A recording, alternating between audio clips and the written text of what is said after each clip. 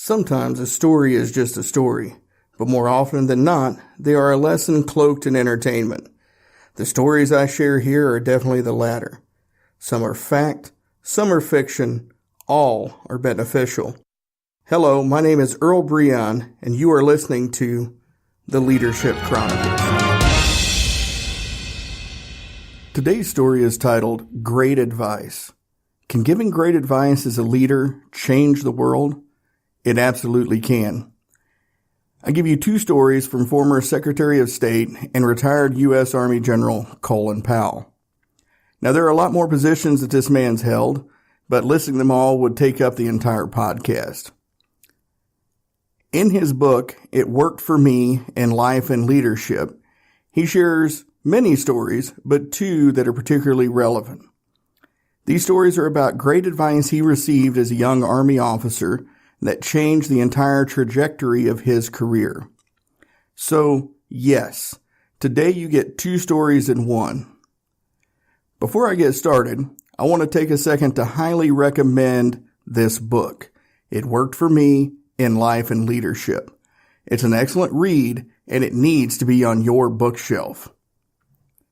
Okay, the first story about young Lieutenant Powell finds him having a fairly rough day. He's already on edge from everything else that has went wrong that day, and then one of his soldiers gets in trouble. This was it. This was the straw that broke the camel's back. He calls the young soldier into his office and rips into him. He's yelling and screaming and just not being very leader-like. Finally, after he dismissed the soldier, Lieutenant Powell's commanding officer walks into his office and closes the door. He looks him in the face and he says, "Lieutenant Powell, if I ever hear you treat another subordinate that way again, we will have an issue. Understood?" "Yes, sir." That was all Colin could respond with.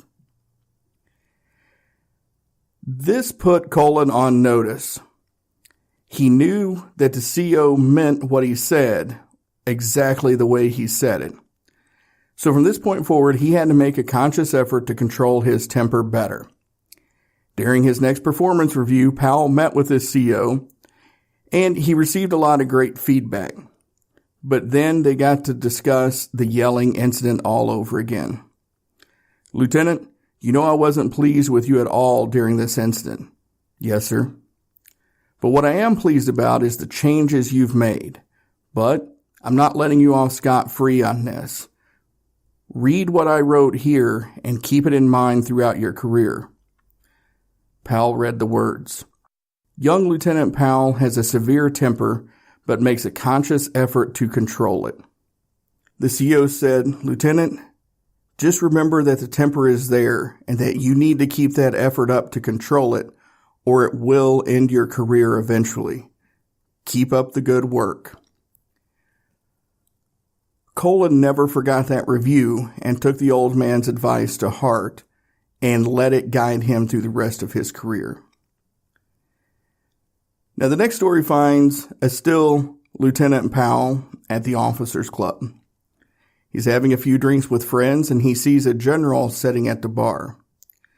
Colin decided that this was a good time and a good place to get career advice. Now, typically this scenario doesn't end so well for the young lieutenant, but luckily for Colin, this one does. He sits down next to the general and he asks him if he would answer a question for him. "Sir, how do you get to become a general?" The general looked at him and smiled. "Son, it's pretty easy actually. All you have to do is get up earlier, know your job better, be in better shape, have sharper uniforms, and lead your team better than everyone else." Colin was shocked. "That's it? That's all you have to do to become general? It can't be that easy." "No, son. That's all you have to do to go from second lieutenant to first lieutenant.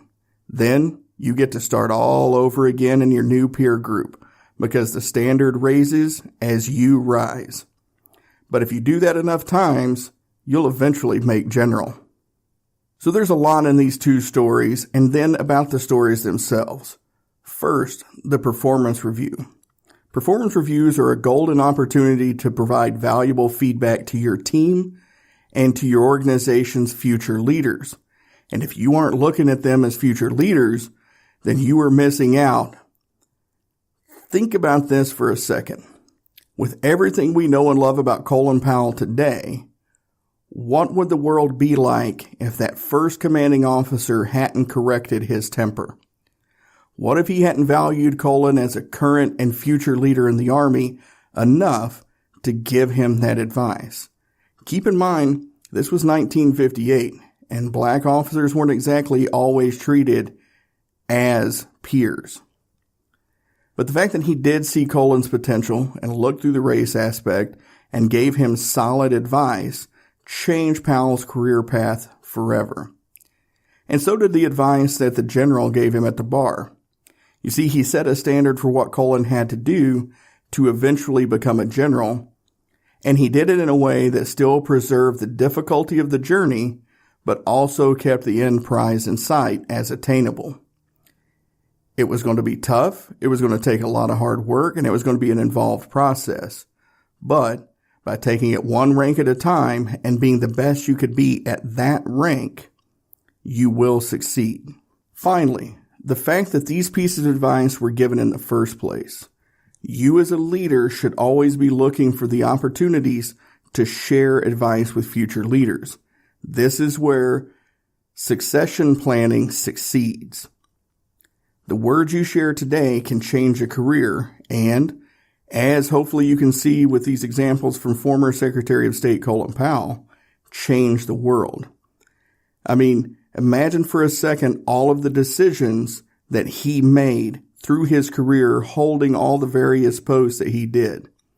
If he had not received the guidance he did as a young lieutenant, he would not have been around for those. Somebody else would have made those decisions, and we never will know how those could have played out. All right, time for the growth questions. What words of wisdom based on your own experiences do you have that you can impart to your future leaders? Can you identify who your future leaders are? And what great advice were you given that changed your career path? Well, folks, here are 2 stories about Colin Powell and why they are important and how they changed the world, and how by sharing your stories, you can potentially change the world as well. Thank you for listening to this episode of the Leadership Chronicles. To continue the discussion, find me on Twitter at Earl_Breon, Facebook at facebook.com/Layman Leadership, all one word, or email me at podcast@earlbreon.com.